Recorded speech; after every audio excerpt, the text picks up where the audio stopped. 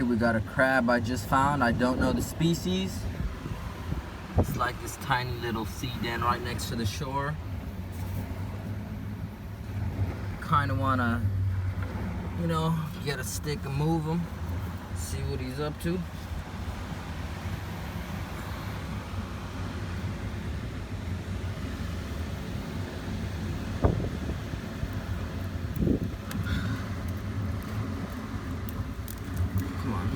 Come on, get up out of there so I can get a better photo.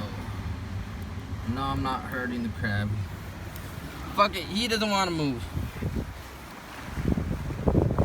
Okay, well, LSD, lysergic acid diethylamide, you know, LSD, or LSD 25.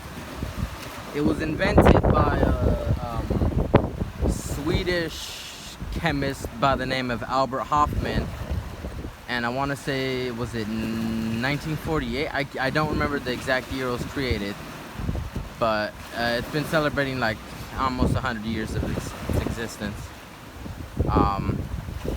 You know, the first LSD experience in the world happened when Albert Hoffman, I think he was developing and looking at ergot alkaloids and derivatives from you know, ergot growing on rye or something to, I think, help blood thinners or make a medicine for migraines or things like that, which makes sense because I do know a lot of people using psychedelics, especially the 5-HT2A, you know, agonists, classical psychedelics for things like cluster headaches and things like that. Well, on this day, I believe he took around 250 micrograms that leaked onto his finger, and he began having overloading experience with color changes and visuals, and you know how it is. You can actually believe he has interviews where he speaks on his first LSD experience.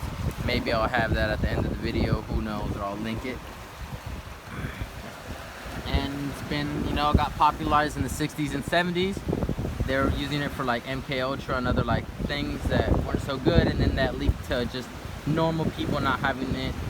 It changed to normal people having it in their possession, not just medical professionals and people in labs across the world.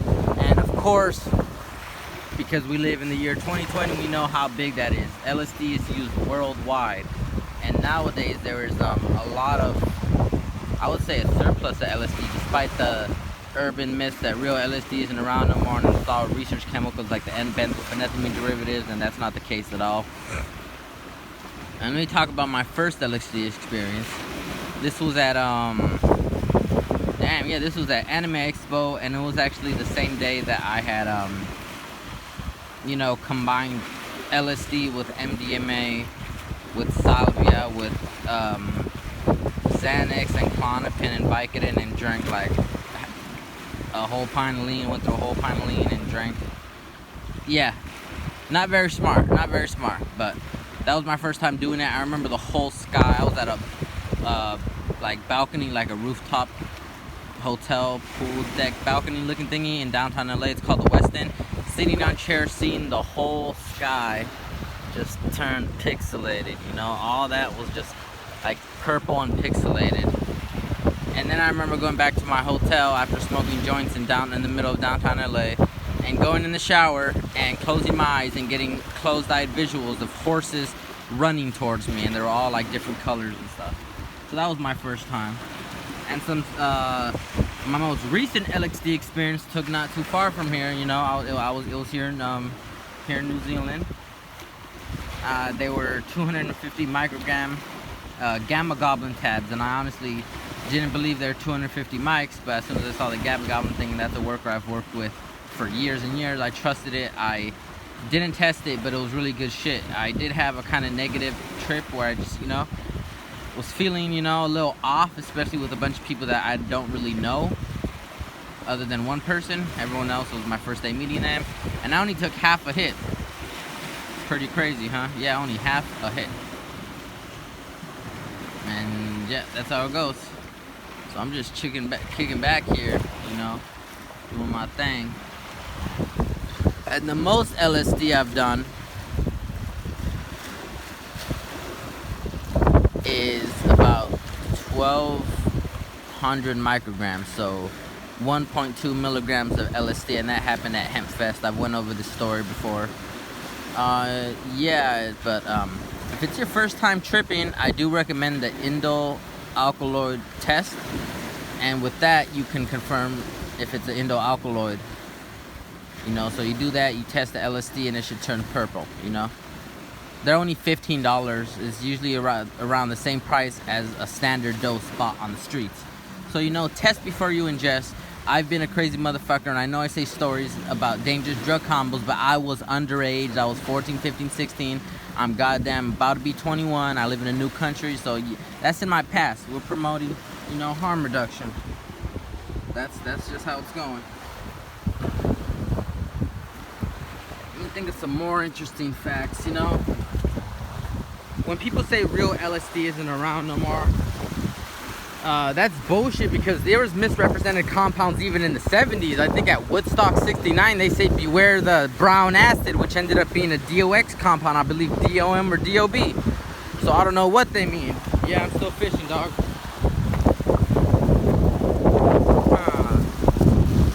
Let's see where I can actually position this.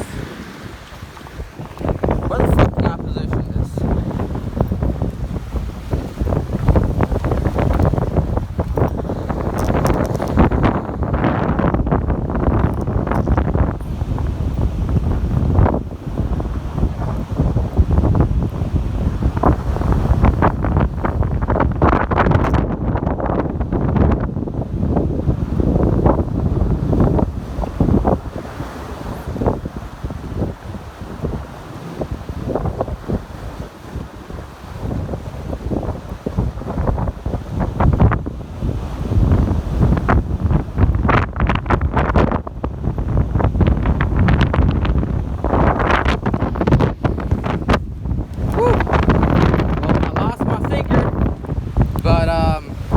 Like I said, if it's your first time taking fucking LSD, start other than testing it. Remember, if it's bitter, it's a spitter. Even though certain real LSD blotters will have a taste because of the ink, that can happen, or the taste of paper. Some people are more sensitive to taste, you know what I mean? It's not supposed to taste chemically, you know, after it's dried. So that's a good indicator if you don't have a test kit, even though you are risking taking the numerous LSD analogs, which have you know, they're presumed to be safe just because they're analogs of, you know, LSD 25, but they're still research chemicals. But let's not forget, LSD was once a research chemical. You know what I mean?